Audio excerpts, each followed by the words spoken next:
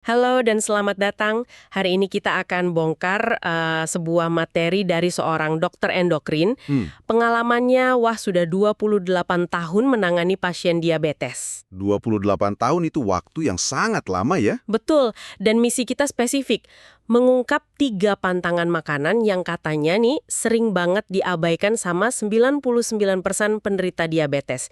Padahal ini krusial sekali. Krusial banget. Anda mungkin pernah bertanya-tanya ya kan, apa suplemen kesehatan yang harganya selangit itu beneran lebih manjur daripada ya sekedar mengubah apa yang ada di piring kita? Nah, sumber ini punya jawaban yang cukup menohok. Dan ini penting sekali loh.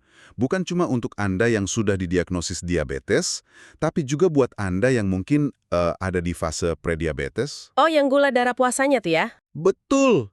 Yang gula darah puasanya antara 100 sampai 125. Atau kalau ada anggota keluarga dengan riwayat diabetes. Ini justru momen krusial, golden time-nya, untuk bertindak sebelum semuanya terlambat. Jadi ini semacam pencegahan dini juga ya? Tepat. Dan yang paling menarik dari sumber ini adalah pendekatannya. Agak terbalik. Bukan soal apa yang harus ditambah, tapi justru apa yang harus dihentikan total. Itu langkah pertama yang paling berdampak. Oke, menarik. Mari kita bedah lebih dalam. Sumber ini langsung dibuka dengan pertanyaan yang, wah, bikin kita mikir. Coba deh Anda hitung, berapa banyak pil obat diabetes resep dokter yang Anda minum sehari? Mungkin 1 atau 2 ya umumnya. Mungkin, tapi sekarang coba hitung, berapa banyak suplemen kesehatan yang Anda konsumsi? Seringkali, kata sumber ini, jumlahnya bisa lebih dari 10. 10?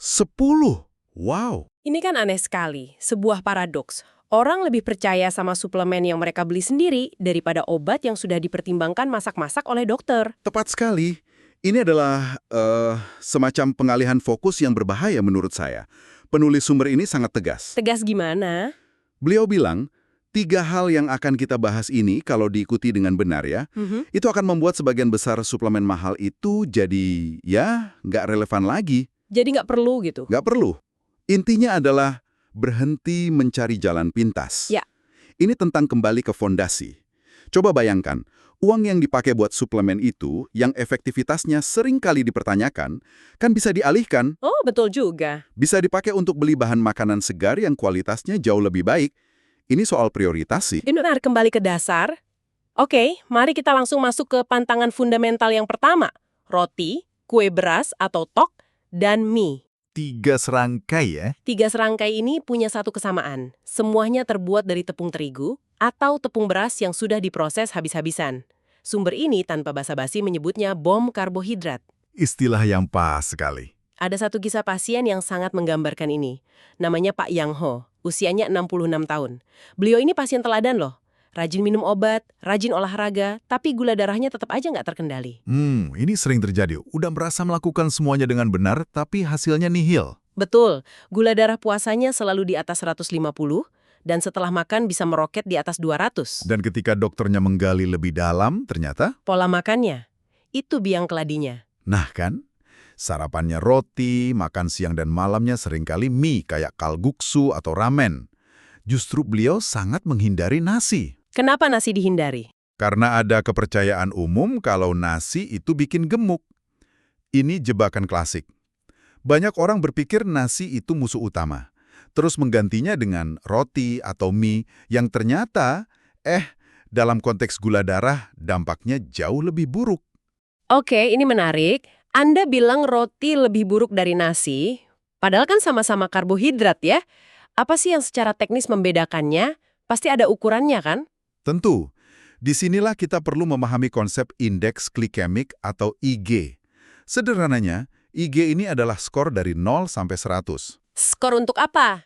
Skor yang menunjukkan seberapa cepat sebuah makanan menaikkan kadar gula darah kita setelah dimakan. Makanan dengan IG di bawah 55 itu dianggap bagus, naiknya pelan. Tapi yang skornya di atas 70 itu lampu merah. Harus dihindari ya? Harus dihindari. Nah, roti, kue beras, dan mie ini punya skor IG yang tinggi banget, antara 80 sampai 90. Tunggu dulu, 80 sampai 90. Jadi maksud Anda, sepotong roti putih yang kelihatannya nggak manis itu, dampaknya ke gula darah kita hampir sama kayak menelan sesendok gula pasir murni? Analogi yang sangat pas. Persis seperti itu. Wow, itu perspektif yang benar-benar mengubah cara kita melihat sarapan loh. Efeknya memang secepat itu. Bayangkan, gula darah Anda naik turun drastis kayak naik roller coaster. Setiap hari. Kondisi inilah yang akan memperburuk apa yang kita sebut resistensi insulin. Resistensi insulin bisa dijelaskan lebih sederhana? Bisa. Coba bayangkan, sel-sel tubuh Anda itu punya telinga untuk mendengarkan perintah dari hormon insulin. Perintahnya itu, "Hei, serap gula dari darah." Nah, pada kondisi resistensi insulin, sel-sel ini seolah-olah jadi tuli. Oh, jadi insulinnya sudah teriak-teriak. Betul. Insulinnya sudah teriak-teriak, tapi selnya nggak merespon. Akibatnya, gula menumpuk di aliran darah. Kisah Pak Park ini benar-benar menyoroti sebuah kesalahpahaman besar ya. Orang mati-matian menghindari nasi, tapi malah terjebak pada sesuatu yang lebih berbahaya. Jadi, apa yang terjadi waktu biang keladi ini dihilangkan dari pola makannya? Hasilnya transformatif. Setelah dokter meyakinkannya untuk berhenti total makan roti dan mie selama 3 bulan, gula darah puasanya turun drastis ke angka 110. Dari di atas 150 ya? Betul. Dan gula darah setelah makannya stabil di bawah 150. Semua ini terjadi tanpa menambah satu pun suplemen atau obat baru. Ini bukti nyata kalau menghilangkan pemicu utama itu jauh lebih ampuh. Itu pasti akan mengejutkan banyak orang. Apalagi iklan selalu mempromosikan roti gandum sebagai pilihan super sehat. Jadi, sumber ini benar-benar ambil sikap tanpa kompromi ya soal tepung-tepungan. Sangat tanpa kompromi. Banyak pasien bertanya, gimana dengan roti gandum utuh? Sumber ini menegaskan bahwa meskipun sedikit lebih baik, roti gandum tetap terbuat dari tepung yang digiling halus. Dan indeksnya? Indeksnya masih tergolong tinggi. Jadi untuk kontrol gula darah yang optimal, ya sebaiknya dihindari juga. Setidaknya di fase awal. Jadi, roti dan mie jelas harus dihindari. Tapi kalau kita bicara soal makanan pokok orang Indonesia, musuh utamanya kan bukan roti ya, tapi nasi. Sumber ini pasti membahas soal nasi putih juga kan? Tentu saja. Dan ini adalah pantangan kedua. Tapi ada penekanan penting di sini. Ini bukan berarti Anda harus berhenti makan nasi sama sekali. Oh, oke. Bukan berhenti total. Bukan. Pesannya adalah beralih. Tinggalkan nasi putih dan ganti dengan nasi merah atau nasi campur biji-bijian yang di Korea populer disebut japgokbap. Kenapa? Karena nasi putih punya indeks glikemik yang brutal, di atas 90. Di atas 90. Itu setara dengan bom karbohidrat yang tadi kita bahas dong. Persis, sama saja. Apa sebenarnya yang bikin nasi merah dan biji-bijian ini jadi pahlawan? Apa rahasianya? Rahasianya ada pada bagian yang sering dibuang, kulit ari. Pada nasi putih, kulit ari ini sudah digiling habis. Padahal disitulah letak kekuatannya. Kulit ari ini kaya akan serat pangan. Serat ya? Betul, serat ini unik. Tubuh kita nggak bisa mencernanya, tapi perannya justru di situ. Waktu kita makan nasi merah, serat di dalamnya akan membentuk semacam gel di lambung. Semacam gel. Iya, yang memperlambat penyerapan makanan lain, termasuk gula. Sumber ini punya analogi yang bagus sekali. Nasi putih itu seperti jalan tol. Gula darah langsung melesat cepat ke tujuan. Gitu ya? Sementara nasi merah atau nasi campur adalah jalan biasa yang berkelok-kelok. Gula darah naiknya perlahan, santai, dan sangat terkendali. Tunggu, ini detail yang luar biasa. Jadi, dokternya yang juga sering melakukan endoskopi beneran bisa lihat bukti fisiknya, biji-bijian utuh waktu melakukan pemeriksaan di dalam usus pasiennya? Betul sekali. Itu bukan lagi teori, itu bukti nyata yang terlihat langsung di dalam tubuh manusia. Dahsyat sekali. Tepat, itu bukti visual bahwa serat benar-benar bekerja. Manfaat lainnya yang nggak kalah penting adalah rasa kenyang yang bertahan lebih lama. Oh, ini penting untuk kontrol berat badan. Penting banget. Secara otomatis, ini akan membantu Anda mengontrol porsi makanan berat badan. Jangan remehkan ini. Bagi penderita diabetes, menurunkan 5% saja dari total berat badan, itu sudah terbukti bisa memperbaiki kontrol gula darah dan sensitivitas insulin secara signifikan. Di sini ada kisah Ibu Kim Sunja, 62 tahun. Kisahnya sangat relevan nih.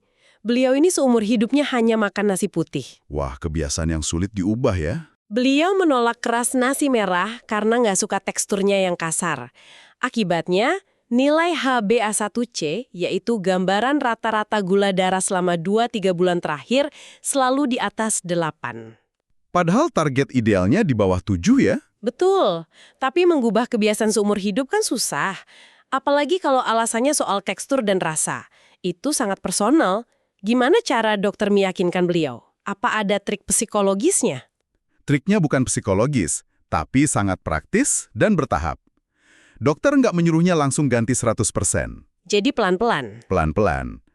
Beliau disarankan untuk memulai dengan mencampur nasi putih dan nasi merah dengan perbandingan 50-50. Biarkan lidahnya beradaptasi dulu. Oke, masuk akal. Setelah beberapa minggu, perlahan-lahan porsi nasi merahnya ditingkatkan. Jadi 60%, lalu 70%, dan seterusnya. Ternyata, pendekatan lembut ini berhasil. Setelah 6 bulan konsisten, HbA1 Ibu Kim turun ke 7,2. Wow! Sebuah perbaikan besar hanya dengan mengubah jenis nasinya. Hanya itu. Baik, kita sudah punya 2 pantangan besar. Pertama, trio bom karbohidrat, roti, kue beras, mie. Kedua, nasi putih. Sekarang kita sampai pada pantangan ketiga, yang menurut sumber ini adalah yang paling penting, sang final boss. Final boss-nya ya. Betul, jika yang satu ini diabaikan, 2 usaha sebelumnya bisa jadi sia-sia. Pantangan itu adalah semua makanan yang mengandung gula, terutama gula yang tersembunyi. Ini poin krusial banget. Karena gula seringkali menyelinap tanpa kita sadari. Sumber ini secara spesifik menyoroti 4 hal yang harus dihindari secara mutlak. Apa saja itu? Pertama, kopi instan sasetan. Kedua, minuman ringan bersoda. Ketiga, minuman isotonik yang sering dianggap minuman sehat untuk olahraga. Dan keempat, makanan ringan olahan seperti kue, biskuit, dan keripik manis. Mari kita bedah kopi instan dulu. Ini kan sudah seperti ritual harian bagi banyak orang di Indonesia. Justru itu bahayanya. 1 saset kopi instan itu kelihatannya kecil, tapi mengandung sekitar 6-8 gram gula. 1 saset ya? 1 saset. Jika Anda minum 5 cangkir dalam sehari, dan banyak loh yang seperti itu, artinya Anda memasukkan 40 gram gula ke tubuh Anda. 40 gram. Itu setara dengan 10 buah gula balok. Sumber ini menceritakan kisah Pak Lee Chul-soo, 64 tahun. Gula darahnya turun stabil sebanyak 20 poin hanya dengan 1 perubahan, mengganti kebiasaan minum kopi instannya ke kopi hitam tanpa gula. Sesederhana itu? Ya ampun, 10 buah gula balok dari 5 cangkir kopi instan. Itu jumlah gula yang tidak pernah kita sadari masuk ke tubuh. Saya jadi mikir berapa banyak gula tersembunyi yang saya konsumsi setiap hari tanpa tahu. Minuman ringan juga sama parahnya kan? Betul. 1 kaleng cola itu isinya sekitar 35 gram gula, setara dengan 9 gula balok. Dan untuk makanan ringan seperti biskuit, masalahnya ada 2. Bukan cuma gula. Bukan hanya gula, tapi juga seringkali mengandung lemak trans. Ini adalah jenis lemak paling jahat untuk pembuluh darah. Dia menaikkan kolesterol jahat, LDL, dan sekaligus menurunkan kolesterol baik, HDL. Double whammy ya? Betul. Bagi penderita diabetes yang risikonya terhadap penyakit jantung sudah lebih tinggi, ini seperti menyiram bensin ke dalam api. Sebagai alternatif, sumber ini menyarankan camilan seperti ubi jala rebus yang IG-nya rendah, sekitar 55, atau keripik sayuran buatan sendiri. Oke, itu untuk gula yang jelas jahat. Sekarang bagaimana dengan area yang sedikit abu-abu seperti buah-buahan? Di satu sisi buah itu sehat, penuh vitamin dan mineral. Tapi di sisi lain, bukankah buah juga mengandung banyak gula, yaitu fruktosa? Tepat. Sumber ini menyebut beberapa buah yang perlu diwaspadai, seperti semangka, anggur, pisang, dan mangga. Anda menangkap dilemanya dengan tepat. Buah ini pedang bermata 2 bagi penderita diabetes. Tentu nggak boleh dihilangkan sama sekali, tapi harus dikelola dengan sangat bijak. Gimana caranya? Sumber ini memberikan 2 aturan praktis yang sangat mudah diingat. Pertama soal porsi. Batasi konsumsi buah hanya seukuran 1 kepalan tangan Anda per hari. 1 kepalan tangan, jadi bukan 1 buah utuh ya? Bukan. Jadi bukan 1 apel utuh, tapi mungkin setengahnya. Bukan 1 pisang utuh, tapi mungkin sepertiganya. Kedua, soal waktu. Jangan pernah makan buah saat perut kosong. Kenapa begitu? Itu akan membuat gula darahnya melonjak cepat. Waktu terbaik adalah setelah makan utama. Karena serat dan protein dari makanan lain akan membantu memperlambat penyerapan gula dari buah tersebut. Ada lagi kisah pasien yang sangat menggambarkan poin ini, Ibu Jong Mi Kyung, 60 tahun. Beliau punya keyakinan bahwa buah itu super sehat, jadi nggak ada batasan. Ini juga kesalahan umum. Beliau bisa menghabiskan 1 buah semangka sendirian setiap hari. Akibatnya, gula darah puasanya nggak pernah turun dari 170. Dan begitu beliau menerapkan aturan porsi tadi, mengurangi buahnya secara drastis, gula darah puasanya langsung turun ke 120. Ini menunjukkan bahwa dalam manajemen diabetes, konsep makanan sehat harus selalu diiringi dengan konsep porsi yang tepat. Nggak ada yang namanya sehat tanpa batas. Setelah kita membahas 3 hal besar yang harus dihentikan, sumber ini memberikan satu tips tambahan. Ini bukan tentang apa yang dimakan, tapi bagaimana urutannya. Sebuah life hack yang sangat simpel, tapi dampaknya katanya luar biasa. Oh, ini menarik. Konsepnya adalah mengubah urutan makan. Urutan yang benar adalah sayuran dulu, lalu lauk protein seperti daging atau ikan, dan terakhir karbohidrat seperti nasi. Logikanya sangat cerdas dan sejalan dengan apa yang kita bahas soal serat.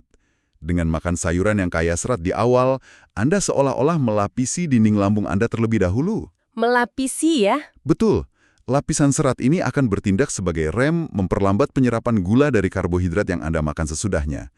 Menurut data dari sumber ini, perubahan sesederhana ini saja bisa menurunkan lonjakan gula darah setelah makan sebanyak 20-30 poin. Wah, itu signifikan. Signifikan. Ada kisah Pak Choi Dongbuk, 67 tahun, beliau ini pasien yang sudah sangat disiplin dalam banyak hal. Sudah ganti nasi, sudah stop roti, tapi gula darah setelah makannya masih sering bandel, mendekati 200. Jadi masih ada yang kurang ya? Betul. Setelah dia menerapkan urutan makan ini selama sebulan, gula darah setelah makannya turun stabil ke angka 160. Perubahan kecil dengan hasil yang besar. Dan ada satu poin terakhir yang sangat menyentuh dalam sumber ini, yang seringkali dilupakan dalam diskusi medis, yaitu pentingnya peran keluarga, terutama untuk pasien lansia. Oh ya, Mengubah kebiasaan makan yang sudah mendarah daging selama puluhan tahun itu perjuangan yang sangat berat dan sepi kalau dilakukan sendirian. benar sekali. Sumber ini menceritakan kisah Pak Park Cholmin, 65 tahun. Beliau tinggal sendiri dan sangat kesulitan mengatur pola makannya. HbA1c-nya mencapai 8,5, angka yang cukup mengkhawatirkan. Itu tinggi sekali. Suatu hari, putrinya memutuskan untuk ikut campur. Sang putri mulai mengantarkan makanan sehat buatan sendiri seminggu sekali dan melakukan satu hal kecil setiap hari. Menelpon ayahnya hanya untuk bertanya, "Ayah, hari ini makan apa?" Sesimpel itu ya. Sesimpel itu. Perhatian kecil itu ternyata menjadi katalisator perubahan yang luar biasa. Setelah 3 bulan, HbA1c Pak Park terturun drastis ke 7,2. Wow. Beliau sendiri berkata, "Karena putri saya peduli, saya jadi punya kekuatan untuk berubah. Saya jadi lebih bersemangat karena tidak mau menjadi beban untuknya." Ini adalah pengingat yang sangat kuat ya. Kalau ada anggota keluarga Anda yang sedang berjuang dengan diabetes, perhatian kecil dan konsisten seperti itu bisa memberikan kekuatan yang bahkan tidak bisa diberikan oleh resep dokter. Oke, jadi mari kita rangkum poin-poin pentingnya. 3 pantangan utama yang harus dihentikan adalah: pertama, bom karbohidrat olahan seperti roti, kue beras, dan mie. Itu yang pertama. Kedua, nasi putih yang wajib diganti dengan nasi merah atau nasi campur biji-bijian. Dan ketiga, semua makanan dan minuman yang mengandung gula tersembunyi, terutama kopi instan, soda, dan makanan ringan. Ditambah 2 jurus ampuh.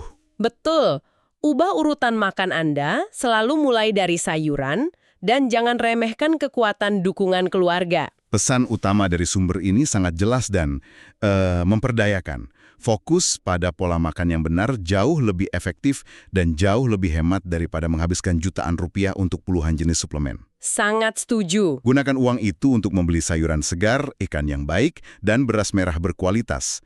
Untuk memulainya, jangan mencoba mengubah semuanya dalam satu hari. Itu resep kegagalan. Lakukan bertahap ya. Betul. Lakukan secara bertahap. Mungkin minggu pertama, fokus hanya untuk menghentikan roti dan mie. Minggu kedua, mulai ganti nasi putih. Minggu ketiga, ganti kopi instan ke kopi hitam.